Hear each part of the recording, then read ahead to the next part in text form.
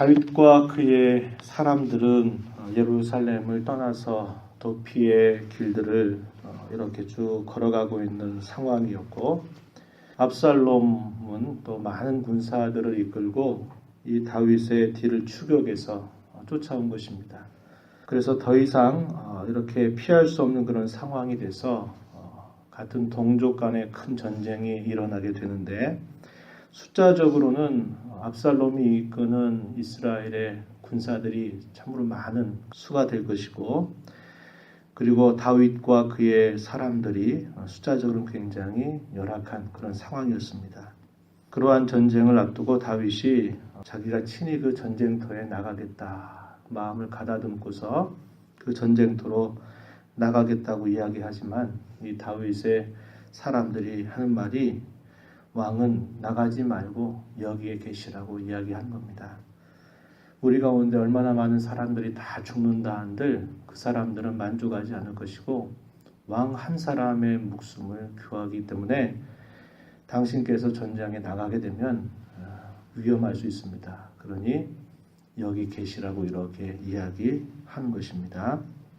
3절 말씀에 왕은 우리 만명보다 중하시오니 왕은 성읍에 계시다가 우리를 도우심이 좋으니이다, 이렇게 말합니다. 다윗과 그의 사람들 간에 서로 연합되고 결속되고 있는 그런 모습이 참 귀하게 잘 드러나고 있음을 우리가 보게 되죠. 그래서 비록 소수이지만은 그러나 그들의 마음이 하나로 뭉축이 돼서 그 전쟁을 수행할 수 있을 만큼의 힘을 가질 수가 있었던 것이었습니다. 세 개의 대로 편성을 했는데, 그 다윗의 군 지휘관 역할을 하는 요압이 그 무리의 3분의 1 정도를 이끌고 한 편을 이끌고, 그 다음에 이 요압의 동생이었던 아비새가 또 지휘관이 돼서 또 한 편을 이끌고, 그 다음에 가드사람 이때가 또 한 편을 이끌고 전쟁터로 전열을 가다듬고서 전쟁터로 나아가서 싸우게 됩니다. 이 전쟁에서 다윗의 군사들이 큰 승리를 거두게 되는 겁니다. 에브라임 수풀에서 싸웠는데요. 6절에 보면 싸웠는데, 거기에서 이스라엘 백성들, 이스라엘 군사들이 약 2만 명 정도가 전사를 하게 되었다, 이렇게 표현하고요. 그리고 그곳에서 전쟁이 일어나는 동안에 칼에 맞아서 죽은 사람보다도 놀라운 것은 그 수풀의 함경에 의해서 죽게 된 사람이 더 많을 정도로, 이 에브라임 수풀 같은 경우에는 마치 하나님께서 다윗을 위해서 만들어 두신 하나의 함정처럼 거기 그 지형적인 그런 여건을 통해서 다윗의 군사들이 큰 승리를 거두게 되는 겁니다.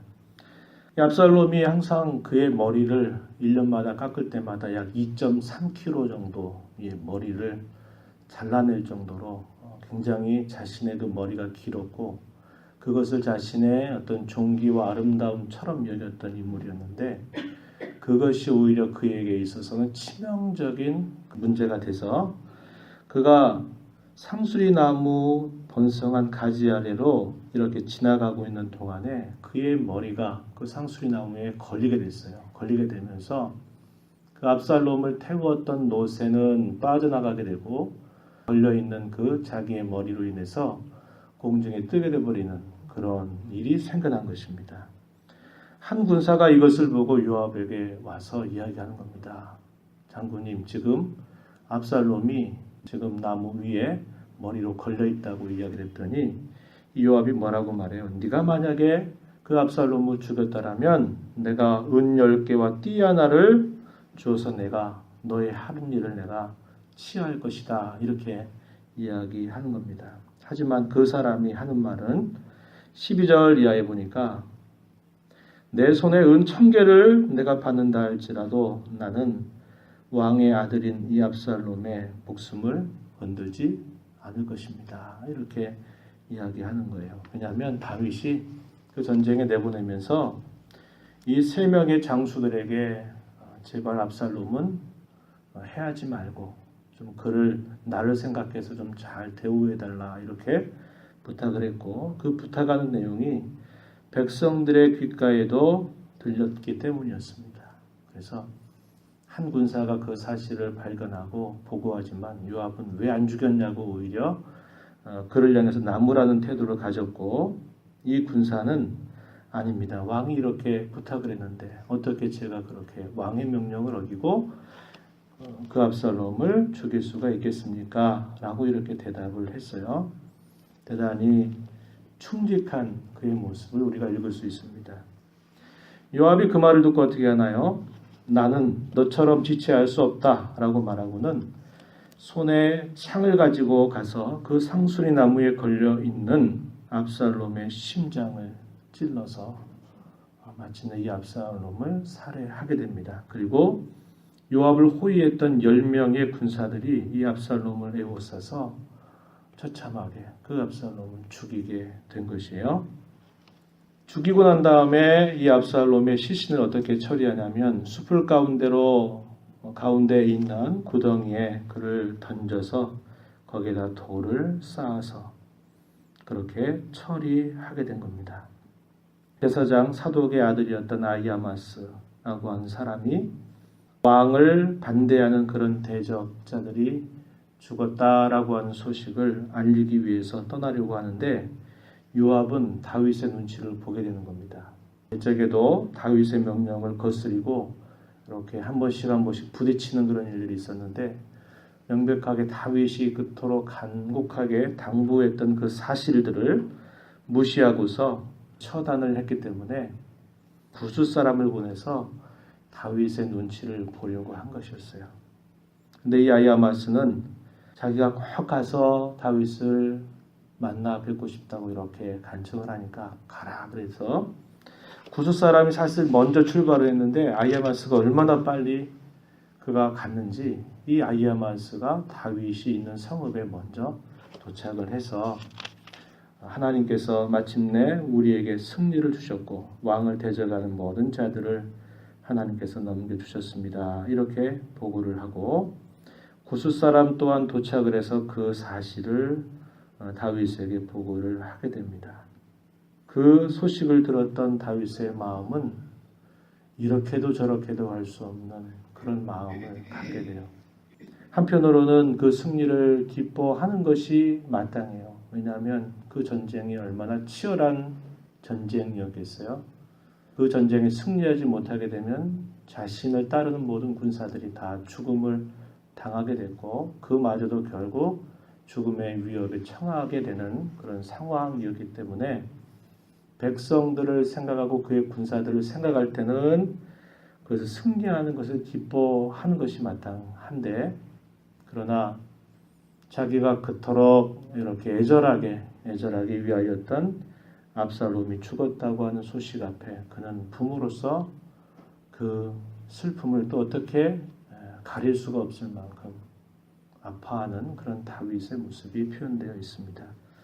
33절 마지막 절에 보면요. 이렇게 표현되어 있어요. 왕의 마음이 심히 아파 문 위쪽으로 올라가서 우니라. 그가 올라갈 때 말하기를 내 아들 압살롬아 내 아들 압살롬아 차라리 내가 너를 대신하여 죽었다면 압살롬 내 아들아 이렇게 말한 이야기를 기록을 해주고 있습니다.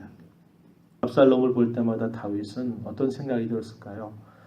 부모로서 자식을 향해서 갖는 마음은 당연했고 그러나 압살롬에 반영했던 그 일들이 있기까지 우리가 앞에서 살펴본 것처럼 그런 죄의 문제들을 다윗이 많은 시간들이 있었음에도 불구하고 자식들에 관하여서 공의를 따라 정의를 따라 바르게 잘 처리했다면 그 자식들 간의 살인이나 이런 문제들도 나타나지 않고 할 수 있었는데 그러한 일들에 대해서 잘못했었던 일들 근본적으로는 그 자신이 하나님 앞에서 범했던 간음과 살인의 그 죄에 대한 그런 하나님의 징책을 생각할 때마다 그래서 그는 압살롬을 대할 때마다 여러 가지 마음들이 한꺼번에 몰려오는 그런 모습이었을 것입니다. 그래서 다윗은 그런 승리 앞에서 한편으로는 기뻐하는 것이 마땅하죠. 그를 위해서 목숨을 걸고 전쟁에 나가서 싸웠던 그의 사람들을 생각하면 그럴 수 있는데, 또 한편으로는 압살롬을 생각할 때 그의 마음을 가눌 수 없을 만큼 큰 슬픔에 접하게 되는 것을 우리가 보게 되는 것입니다. 다윗은 항상 싸움을 택하는 길보다는 가급적이면 그 싸움을 택하지 않고 선대하기를 원했고, 그는 선한 그런 뜻을 따라서 이렇게 처신하기를 원했던 것입니다. 선이 악을 이긴다라고 하는 이 성경의 말씀은 결국 이런 현실 속에서 분명하게 성취되고 있는 것을 우리가 보게 돼요. 그래서 하나님 편에 서는 것, 하나님이 편드시는 곳에 항상 서는 것, 그것이 우리 성도가 마땅히 있어야 할 자리다라는 것을 우리는 다시 한번 생각하게 됩니다.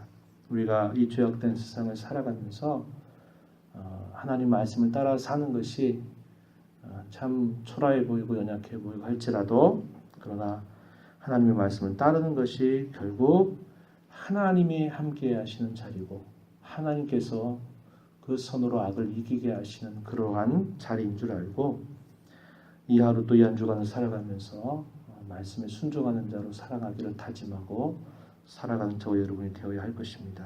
뿐만 아니라 또 한 가지 우리가 교훈받는 것은, 압살롬이 자기를 위해서 살아있을 때에 자기의 머리를 자랑하고, 또 그가 자기를 위해서, 자기의 이름을 위해서 기념비까지도 그는 세웠었던 것을 우리가 보게 됩니다. 18장 18절 말씀에 보면요, 압살롬이 살았을 때 자기를 위하여 한 비석을 마련하여 세웠는데, 이는 그가 자기 이름을 전할 아들이 내게 없다고 말하였음이더라. 그러므로 자기 이름을 기념하여 그 비석에 이름을 붙였으며, 그 비석이 왕의 골짜기에 있고 이제까지 그것을 압살롬의 기념비라 일컫더라. 그가 기념비를 세웠는데, 이 18절에 보세요.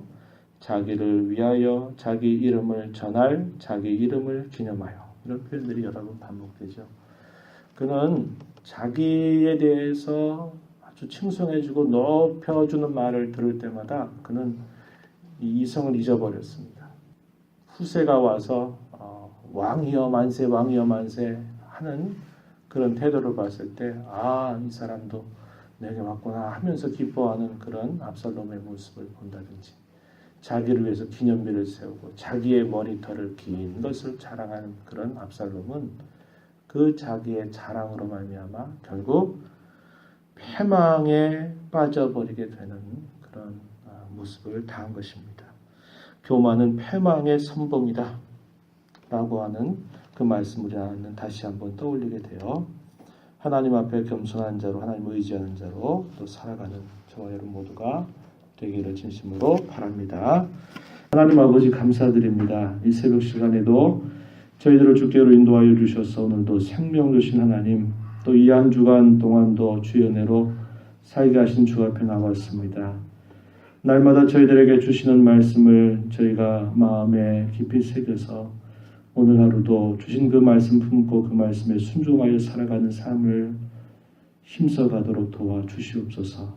그리하여 저희들을 구원하신 하나님을 기쁘시게 해드리며 하나님 안에서 온전한 기쁨과 즐거움을 누리며 살아가는 저희들이 될 수 있도록 인도하여 주시옵소서.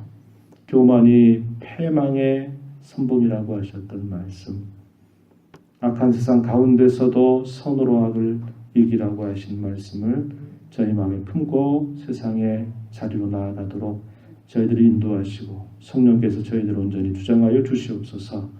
은혜의 보좌 앞에 나와서 간구하는 모든 심령들을 용납하시고 기도 가운데 하나님을 배우는 복된 시간이 되게 해 주시옵소서. 예수님 귀하신 이름으로 기도하옵나이다.